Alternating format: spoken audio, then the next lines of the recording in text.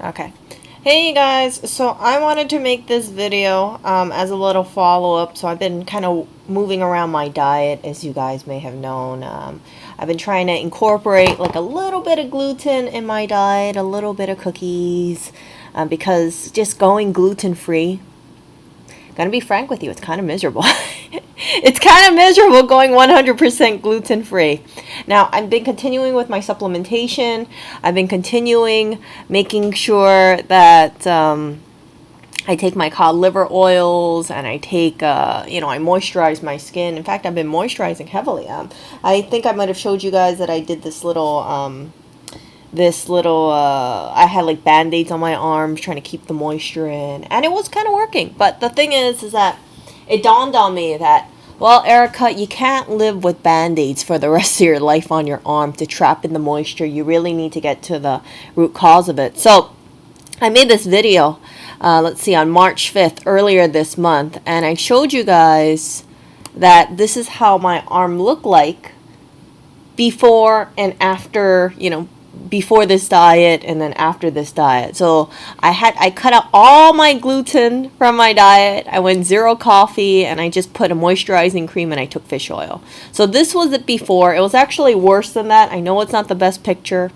And then this is how it was afterwards. So before this, it was much worse. And you can see like 1 week later, I didn't put any filter on it. It was that faded. It was incredible. So I thought, well, Erica, you're taking the fish oil, you're cutting down the coffee, you're still moisturizing. Let's put back in some of that gluten, right?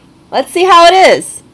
Well, I found out during this time, I don't think I have psoriasis. I actually think I have this thing called nummular eczema. And it isn't the prettiest looking thing. Like, look how angry this stuff looks. You see that? So it comes up in patches. And unfortunately, even with the fish oil, even with moisturizing daily, it's getting worse. And that kind of tells me, Erica, you probably got to cut your gluten again. It sucks. It absolutely sucks. So I was looking over here, and this one person says that, see, they had really bad eczema and they had skin problems, and the only thing that worked is they had to cut gluten completely out of their diet. So I just wanted to be candid with you guys. Like, if anybody watched my previous video and thought, oh, okay, all I have to do is take some fish oil or cut my coffee, that's only part of it. I feel like, yeah, having the gluten-free diet is really the way to go. And I'm going to be going on the gluten-free diet for the next week, starting tomorrow. I don't want to do it today. I don't want to do it. I'm going to go and do it tomorrow. And then I'll report back to you guys in a week about how my skin looks like. Because right now, oh my goodness. Like, I put a bunch of serum on it. It's not happy. My skin is not happy. It's aggravated. It's mad. So, I didn't, I've cut a lot of gluten out compared to before. I've been trying to go low carb. And even though with like a lower carb intake, that still doesn't reduce it nearly as much as it did when I went gluten free. And if anybody is on the gluten free diet, my choices are pretty limited. Basically, it's like rice crackers and guacamole and Rice Krispies, and you guys get what I'm saying. It just there's nothing. It's not joyful being gluten free. Even if I don't know specifically if it is the gluten or if it's the carb intake specifically, but I really think it's the gluten, because I heard some people, they say that they go on the keto diet and they have much better skin, like in terms of acne and any skin issues, because they're cutting down stuff. But for me, I'm not having any new breakouts on my skin. But in terms of acne, I've been diligently cutting down my carb intake. But this little eczema thing, it's just freaking annoying. It's just annoying. So I'm going to take a picture tomorrow morning, because it's all moisturized, you can't really see how it looks like right now. It's basically like an oil slick, but tomorrow morning I'll take a picture. That'll be my baseline, and then I'll go gluten free, and then do another follow up with you guys.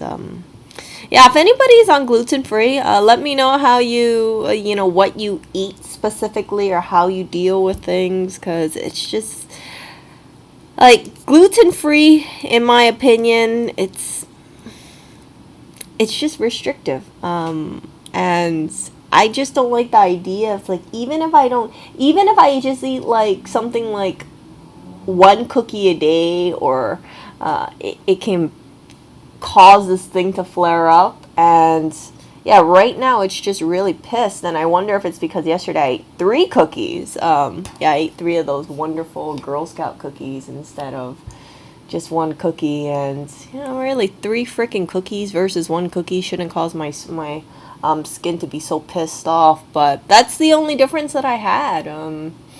Yeah, there's nothing else that I ate that would have been so triggering besides those 3 cookies.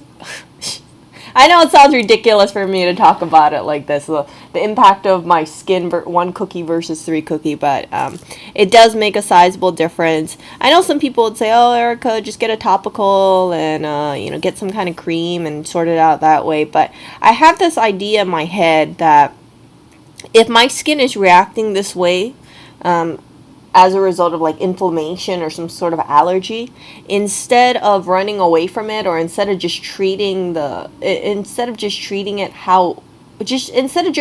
symptoms, I really need to treat it completely. It's like, it sucks to treat it like this, which is to possibly go like gluten free as much as possible, like even more than I was doing now, because I did not see really the harm in eating 1 cookie, but maybe it has to be only half a cookie, or maybe it has to be 0 cookies. But yeah, so tomorrow I'm gonna go on gluten free for 1 week. I'm not happy about it. I'm not happy about it, and see if my skin changes on that, and then if it does make a sizable difference, then I'll try and see, like, okay, instead of eating 1 cookie, can I get away with half a cookie? Because I don't want to go 100% gluten free.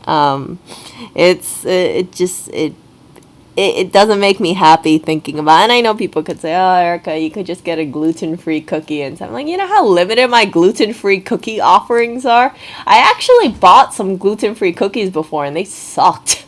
They absolutely sucked. It was like almond flour, and it was like some $7 cookie brand. I forgot what it was called, but yeah, it was not a good cookie. And gluten-free cakes or gluten-free this is a little